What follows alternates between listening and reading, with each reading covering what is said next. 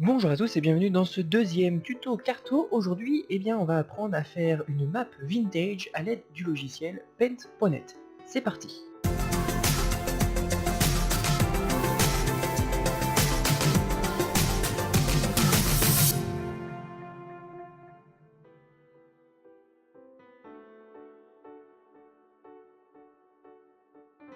Bien, pour la première étape, ça va être relativement simple. Je vous invite à télécharger le logiciel Paint.net depuis le site officiel, dont voici l'URL, vous l'avez également en lien dans la description. Prenez bien ce site là, puisque normalement tout est bon là-dedans. Quand vous le téléchargez, donc vous allez sur la page Download, et vous prenez la dernière version, ou vous pouvez directement, si vous avez Windows 10, l'avoir sur le Windows Store. A priori, j'ai jamais essayé, mais bon bref, moi j'ai installé normalement. Donc voilà, c'est plutôt facile, il n'y a pas besoin de grand chose normalement pour pouvoir l'installer, et c'est relativement simple à faire aussi. Ne le téléchargez pas sur d'autres sites, parce qu'a priori vous aurez des merdes avec, hein, donc voilà, vaut mieux le télécharger ici, et surtout c'est gratuit. C'est pour ça qu'on va l'utiliser dans différentes vidéos, et notamment dans celle-ci. Voilà, je vous laisse faire ça, et puis on se retrouve pour l'étape suivante.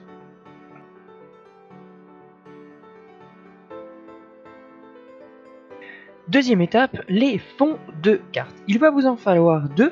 C'est relativement simple à trouver. Je vous conseille dans un premier temps d'utiliser les fonds que je vais moi-même utiliser. Ceux-ci sont disponibles sur mon Imgur. Le lien est dans la description. Dans cet album-là, vous avez un fond clair juste ici et un fond un petit peu plus foncé juste là. Je les ai trouvés sur internet, bien évidemment. Ce sont des images ici que l'on peut réutiliser. J'ai juste tapé dans un moteur de recherche, je vous conseille Ecosia, c'est pas mal, Old Paper, et vous avez tout un tas de fonds différents. Je vous conseille également d'appliquer un petit filtre libre de partage et de réutilisation. Vous pouvez même libre de partage, de modification, voilà. Si c'est pour un usage personnel, vous inquiétez pas, ça devrait pas trop poser de problème, mais c'est des bonnes habitudes à avoir de rechercher les bonnes images. Donc j'ai utilisé celui-ci, c'est les premiers résultats hein, que lorsque vous tapez Old Paper, et celui-ci. Et ce sont des images de relativement bonne définition et qui sont très facilement utilisables. A vous de vous amuser également avec toutes les autres, mais j'ai pris ces deux-là qui sont donc disponibles sur ce site, dont le lien est dans la description.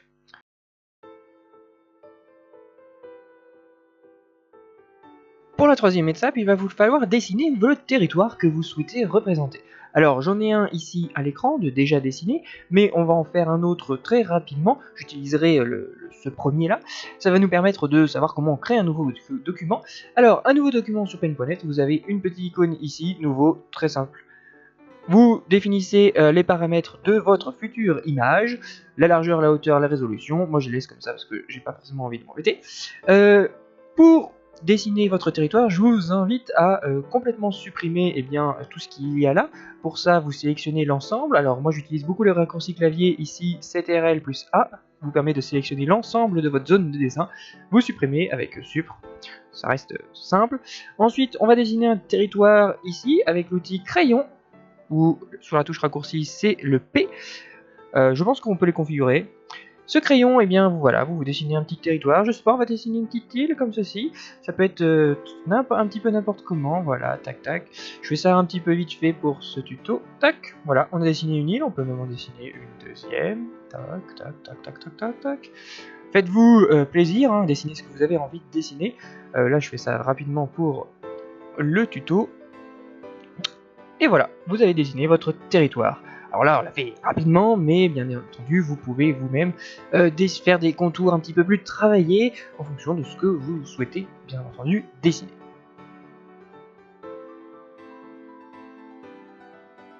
Quatrième étape, peut-être l'une des plus techniques, on va dire, je ne sais pas.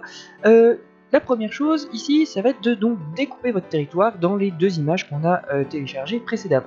Pour ce faire, il faut d'abord, tout simplement, charger les deux images en question. Donc, vous avez dans la barre ici une icône ouvrir. Hop, vous chargez vos deux images. On peut les sélectionner les deux en même temps. Tac, tac. Et il va falloir soit vous les importer toutes les deux dans un nouveau document, Alors pour ma part, je vais utiliser cette image là comme fond, donc je vais la sélectionner en faisant CTRL-A comme tout à l'heure. Je copie CTRL-C, c'est quand même beaucoup plus facile avec les raccourcis, hein, une fois que vous les maîtrisez.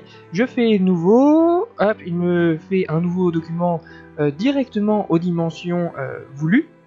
Tac, je vais coller. Et voilà.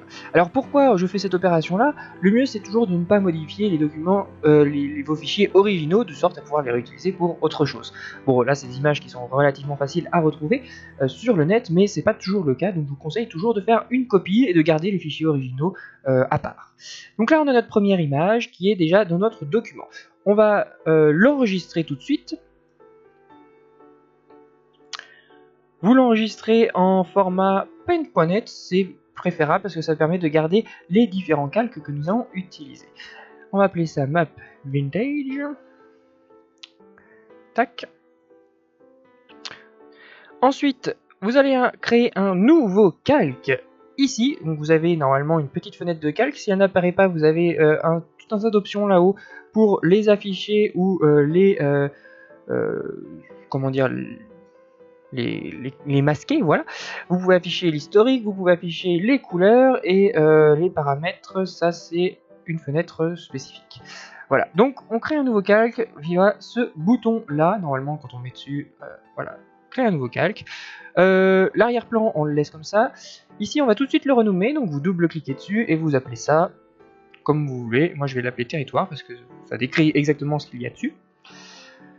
Et je vais copier ce calque-là, donc je reviens sur ma deuxième image, je fais CTRL-A, CTRL-C, hop, pour copier, c'est un petit peu long parce que l'image est relativement grande, je la colle là-dedans, il me dit, est-ce que je veux agrandir la zone de dessin? Je dis non, parce que je veux que ça reste dans cette borne-là, je vais ne pas modifier la zone de dessin, hop, et là vous voyez que mon image est largement plus grande que ma zone de dessin, donc pour cela, je vais dézoomer. Pour ceci, il vous suffit d'appuyer sur CTRL et avec votre molette, si vous avez une souris, d'aller vers l'arrière. Sinon, c'est un petit peu plus compliqué et honnêtement, je ne sais pas comment on fait. Donc le mieux, c'est quand même d'avoir une souris avec une molette, c'est plus facile. Ici, vous voyez donc que mon image est largement plus grande. Je vais juste la redimensionner à peu près à la dimension de mon image. Une fois que c'est fait, j'appuie sur Entrée et voilà. Bon, alors maintenant qu'on a nos deux images, il va falloir créer un troisième calque, vide cette fois-ci. On le renomme pas parce que c'est juste un calque temporaire. Je reviens sur mon territoire, donc comme je vous l'ai dit tout à l'heure, je vais utiliser ce territoire-là qui est bien découpé et puis assez chouette, et vous allez voir que le résultat est plutôt sympathique. Je me place bien sur le calque où il y a mon territoire, si vous avez plusieurs calques. Je vais sélectionner la baguette magique, ici.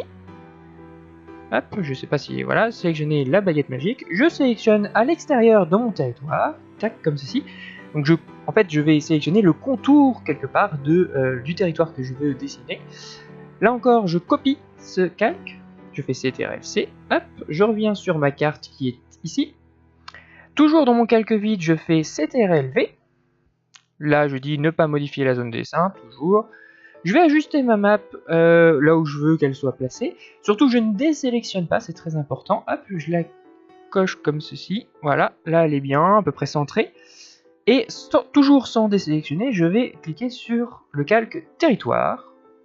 Et là, je vais faire Supre. J'appuie sur Supre, tout simplement. Tac. Et voilà, j'ai délimité en quelques opérations le territoire que je voulais dessiner. Et vous voyez que le rendu est déjà relativement classe. On pourrait s'arrêter là, mais moi je vous propose quelques petites améliorations à cette map dans les prochaines étapes.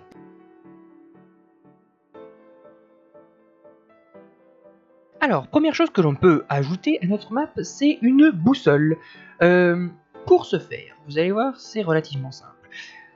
Pareil que tout à l'heure, dans mon dossier sur Imgur, je sais pas comment on prononce ce nom, bref, passons. Il y a une boussole que j'ai trouvée sur internet, c'est un fichier qui vient de Wikipédia, donc qui est libre de droit là aussi, donc c'est très important. Vous pouvez prendre ce fichier là ou en chercher d'autres en marquant Rose des Vents, et vous voyez qu'il y a dans les fichiers libres de modification pas mal de choses différentes, faites selon ce dont vous avez envie de faire, ce que vous avez envie de faire, hein, bien évidemment. Je vous conseille quand même de ne pas prendre des trucs qui sont trop nets, parce que si on prend par exemple ce genre de choses, et ça va pas être forcément très facile à intégrer dans une map vintage. Bref. Je pense que ce fichier là est plutôt pas mal, celui-là aurait été bien aussi. Vous allez voir qu'on va utiliser quelques petites astuces pour que ça soit parfaitement intégré. Hop, on revient sur notre map. Pareil que tout à l'heure, il suffit d'importer le fichier ici. Tac. Et tout simplement le copier. Le coller de préférence dans un nouveau calque. Hop. Alors pas celui-ci parce que il a été utilisé tout à l'heure. On le colle ici dans un nouveau calque. Vous le placez là où vous souhaitez qu'il soit placé. Par exemple, moi j'ai envie de le placer ici en bas à droite. Vous pouvez même le redimensionner, hein, bien sûr, hein, comme ça. Peut-être pas la mettre trop grande.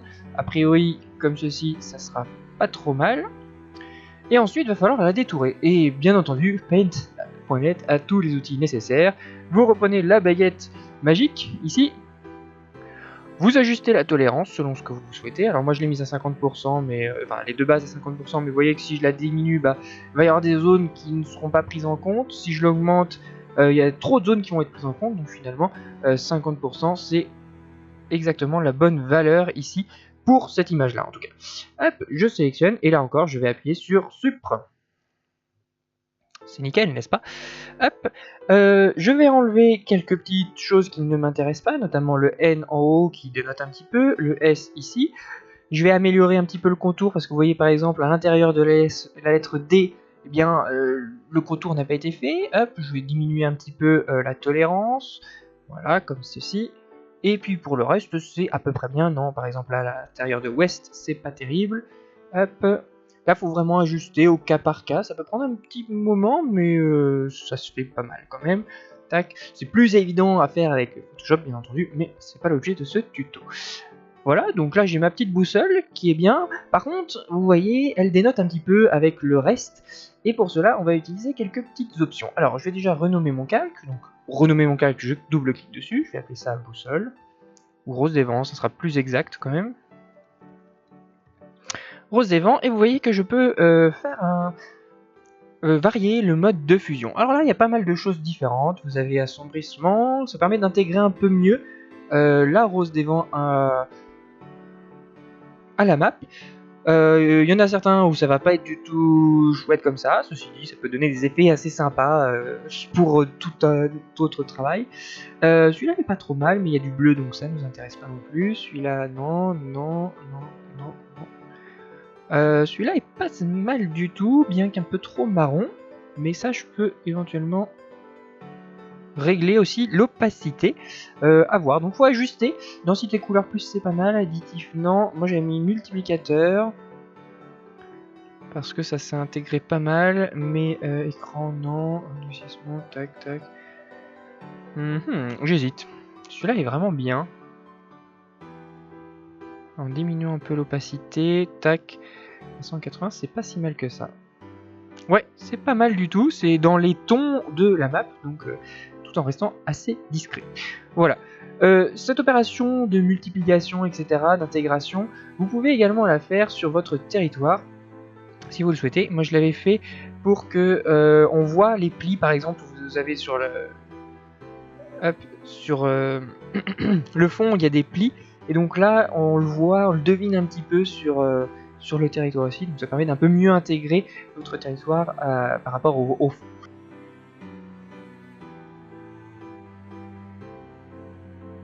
Étape suivante, souvent sur des cartes comme ceci, on voit des lignes maritimes qui partent bien de la rose des vents et qui viennent lier un peu toute la carte. Alors, je vous propose de faire ça ici aussi sur notre carte.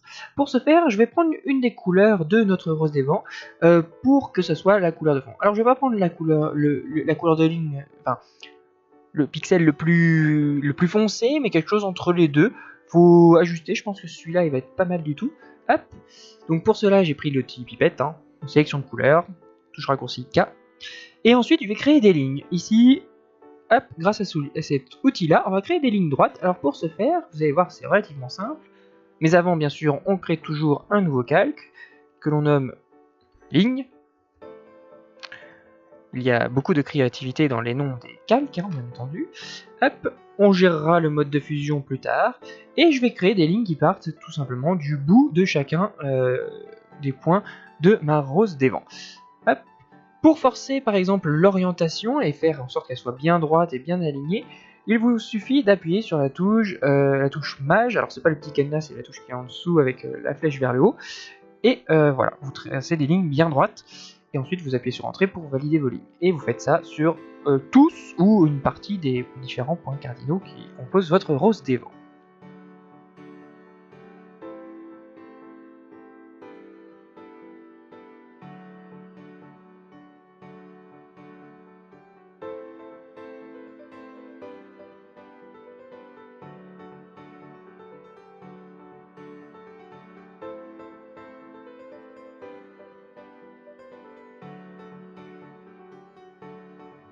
Bien, ça commence à ressembler à quelque chose, mais comme vous voyez, nos traits cachent les textes, donc il suffit tout simplement de les effacer. C'est là que les différents calques prennent tout leur intérêt.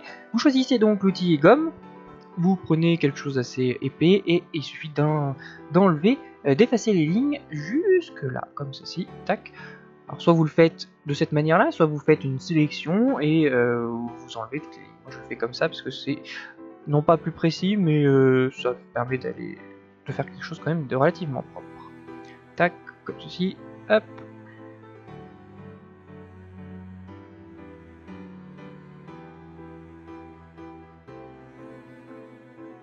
Bien, bah on a nos lignes maritimes qui partent de notre rose des vents, et ce que je vous propose c'est d'en rajouter quelques-unes autres pour faire une sorte de quadrillage. Alors là j'ai pas forcément de méthode miracle pour faire ce genre de choses, si ce n'est eh bien les tracer à la main et avoir quelque chose d'à peu près fiable.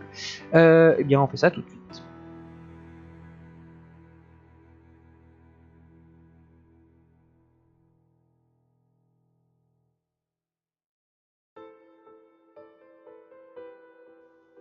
Bien, notre quadrillage est désormais fait, mais comme vous pouvez le voir, eh bien, nos lignes se placent directement sur l'autre territoire, et c'est pas tout à fait très réaliste par rapport à d'autres cartes des cartes qu'on pourrait voir. Alors, pour cela, vous avez plusieurs options.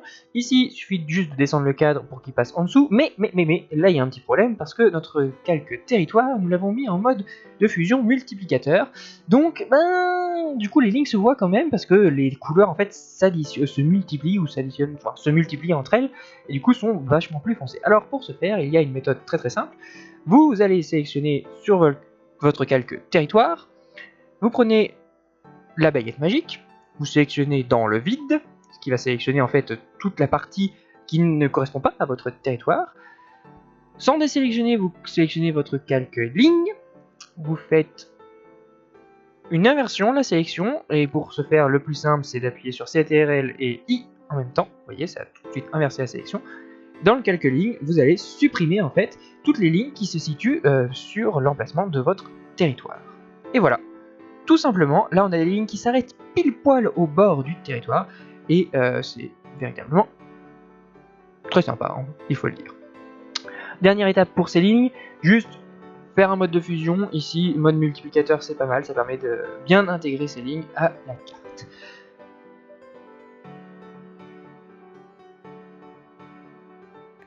Dernière étape de cette carte, il s'agit de créer, d'ajouter des noms, des emplacements de lieux, ajouter un titre à notre carte, ou pourquoi pas une légende. Dans notre cas, nous allons ajouter des villes, un titre et quelques noms de territoire, et on va commencer par les villes. Alors pour ce faire, on va d'abord créer deux nouveaux calques, tac tac, un premier calque que l'on va nommer point, qui va symboliser, qui va contenir tous les symboles, et un calque nommé texte, qui va contenir, comme vous pouvez le deviner, tous les textes. Jusque là, c'est pas trop compliqué. Alors pour symboliser nos villes, j'ai ici un petit point que j'ai dessiné. Vous le retrouvez également sur dans le dossier sur internet dont le lien est dans la description, dossier que je vous ai présenté tout à l'heure. Et ce point, je vais tout simplement l'intégrer au calque point. Par exemple, je veux faire une ville ici, et bien je mets mon point juste là. Vous voyez que ça s'intègre assez bien. C'est discret, mais ça fait le taf. Je veux mettre deux villes ici, l'une juste à côté de l'autre. Alors là, ça va être un petit peu compliqué parce que si j'insère deux fois mon calque, vous voyez que il y a un petit problème. Donc on va ruser, on va annuler tout ça. On insère juste le premier, on crée un calque temporaire sur lequel on va mettre notre point, comme ceci, juste à côté. On le place là où on veut et on va fusionner les deux calques, donc ici le calque 7 et le calque point, en un seul, et vous voyez que ça y est, on a nos deux points. Alors j'ajoute différents points un petit peu partout et on se retrouve juste après. Bien, maintenant que tous les points sont ajoutés, j'en ai mis quelques-uns sur l'intérieur de notre grand archipel plutôt. Maintenant, on va ajouter les textes. Donc pour cela, on va sur le calque texte. Vous choisissez bien entendu la police qui vous convient. Pour ma part, je vous conseille Rage Italique qui va très bien avec la police utilisée ici pour la Rose des Vents. C'est assez similaire, donc c'est plutôt pas mal. Vous cliquez quelque part, vous nommez en fait les choses. Alors, voilà. Ensuite, il faut bien entendu ajuster la grosseur du texte. Vous voyez qu'ici c'est légèrement trop petit, donc on va mettre une police un petit peu plus grande, peut-être en 16, ça me paraît pas mal. Oui. Vous pouvez également mettre en gras, en italique, bien qu'ici ça ne change rien sur cette police-là, ou souligner. Je trouve que c'est pas trop mal, voilà. Vous pouvez bien entendu changer directement la couleur. Ici on va mettre légèrement plus marron pour que ça s'intègre un petit peu mieux, que ça donne un aspect vieilli un petit peu plus important. Et voilà, votre texte est complètement mis. Et pour parfaire la chose, bien évidemment, vous pouvez gérer le mode de fusion de votre calque texte en mettant ici multiplicateur ou n'importe quoi d'autre. Alors attendez, on voit rien. Il est où? Il est ici. Multiplicateur ou additif, non ça ne marche pas, là non plus, là non plus, là non plus, tac tac tac. Assombrissement, c'est pas si mal que ça.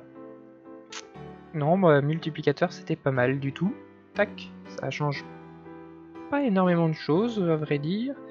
Vous pouvez gérer éventuellement un peu l'opacité. Ici on va mettre un petit peu moins histoire que le fond ressorte peut-être un peu dans le texte. Et voilà ce que ça donne. Vous avez mis votre texte. Donc je vais mettre le texte pour les autres points et on se retrouve après. Bien, j'ai ajouté tous les textes, j'ai même ajouté quelques petits cadres de la même manière que précédemment avec l'outil ici qui se situe en bas, forme. J'ai fait des petits rectangles, je l'ai mis en mode juste contour de la forme, un petit peu de transparence et voilà. On a pour le nom des îles et bien